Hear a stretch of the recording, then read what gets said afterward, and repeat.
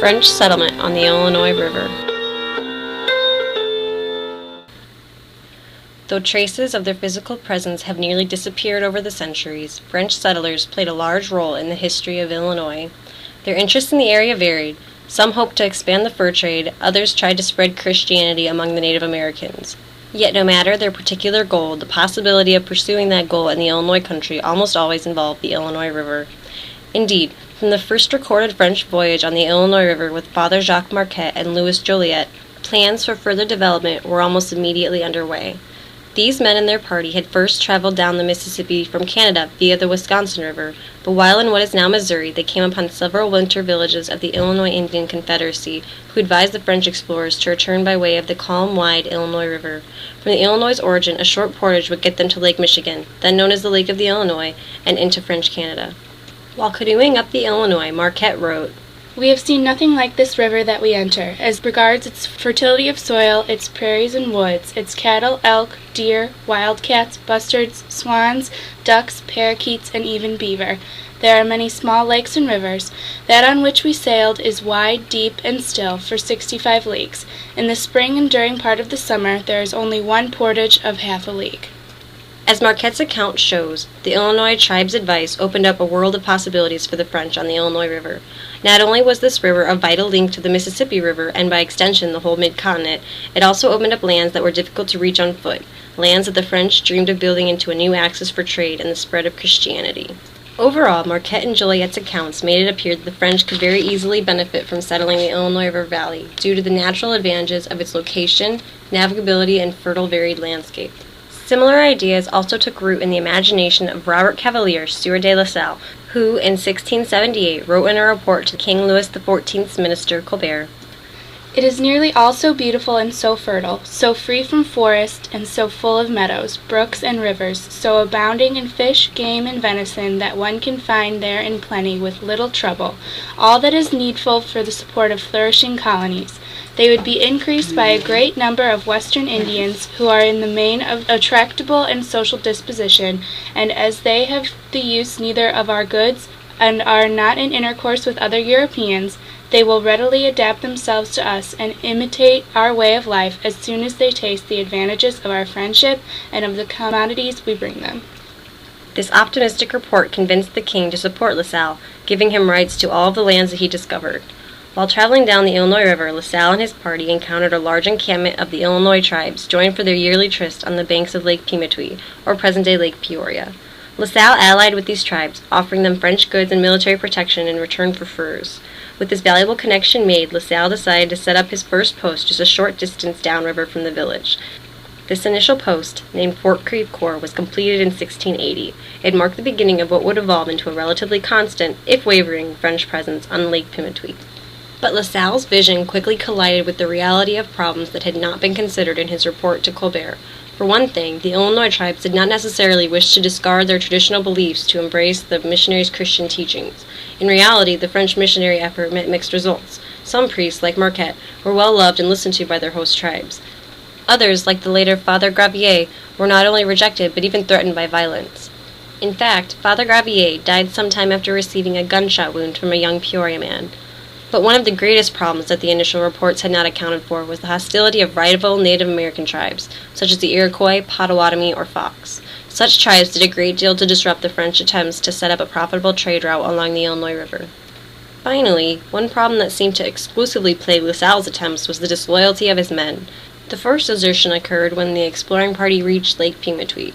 Soon after, men destroyed Fort Crèvecoeur and fled this site while La Salle was in Canada replenishing supplies, and his lieutenant, Henry de Tonty, was leading others to present-day Starved Rock, where they established another French post, Fort St. Louis. Such disloyalty eventually spelled the end for La Salle, who, after several more expeditions claiming southern lands on the Mississippi for France, was murdered by his men while exploring the lands off of the Gulf of Mexico. Henry de Tonty assumed La Salle's position in the Illinois country in 1690. Tonty, an iron-handed Italian-born Frenchman, began his official rule of the territory and its trade from Fort St. Louis at Starved Rock. In 1691, Tonty moved Fort St. Louis to the banks of Lake Pimutee, convincing many of the Illinois at Starved Rock to move there year-round as well. For 20 years, Tonty proved to be an industrious and determined leader. Indeed, this man traveled a total of about 85,000 miles in order to negotiate with various Native American tribes personally. He also hired and supervised a company of French voyageurs to bring regular shipments of goods like guns, cloth, brandy, kettles, and soap down the river from Canadian settlements. The voyageurs then traded these goods with their Native American allies along the river in exchange for furs, which they brought back upriver to Canada. In the end, Tonty's share of the French misfortune came directly from the French bureaucracy, which hampered his operation with red tape and regulations. In 1696, the king even restricted the Illinois River trade to only 2 canoes a year in response to the constant threat of conflict with Iroquois and other hostile tribes. Tonty's disappointment at this edict became clear when he gave up his remaining shares in the operations at Fort St. Louis in 1698. With trade being all but eliminated along the Illinois, settlement at Fort St. Louis wavered. Over the next 50 years, many Frenchmen and Native Americans migrated south to trade villages on the Mississippi in response to both the loss of trade opportunities and violence from enemy tribes. This period marks the slow decline of both French settlement and the presence of the Illinois Confederacy on the Illinois River.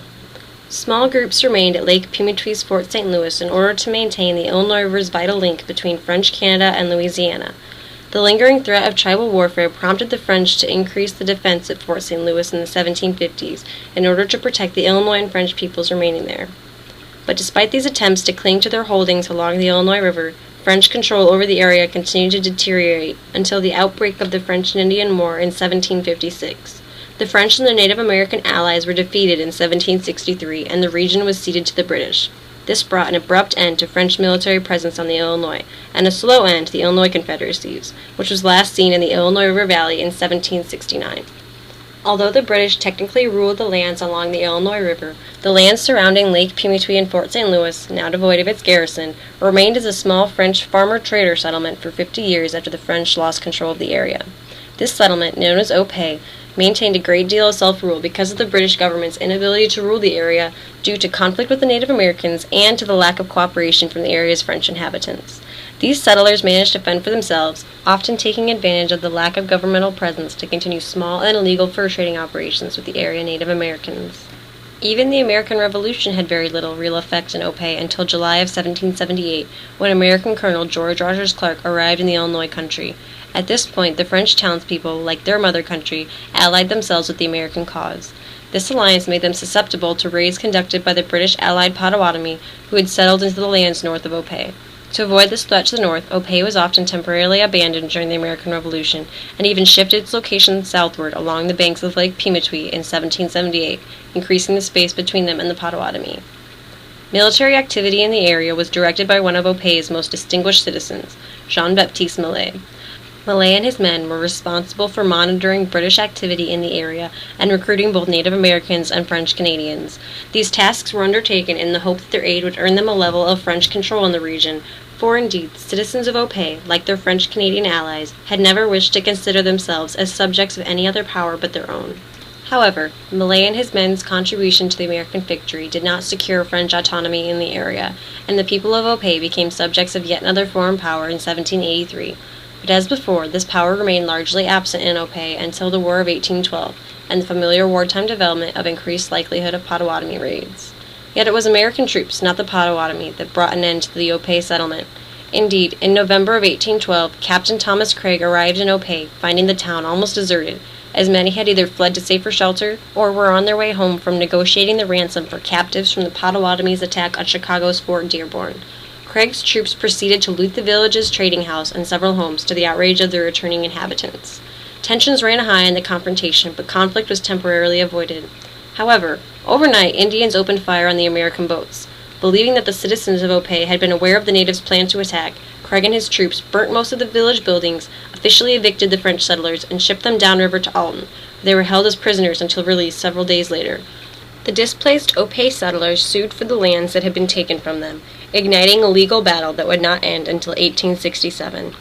Although the Opay settlers' land claims were eventually recognized, Opay was never resurrected, and the legacy of nearly 2 centuries of French settlement along the Illinois faded away as American settlement and the beginnings of present-day Peoria began to spring up on Opay's ashes. Many would say that the French efforts along the Illinois River were a catalog of failure and misfortune. Marquette and Joliet's visions for faith and trade, LaSalle and Tonty's dreams of empire, Opey's quiet perseverance, all apparently came to naught, leaving only slight impressions on the scene of the Illinois River. Yet this bleak view is not entirely correct. Many of these Frenchmen's plans came to fruition decades after the French had disappeared from the Illinois shore in the shape of the modern Illinois River waterway.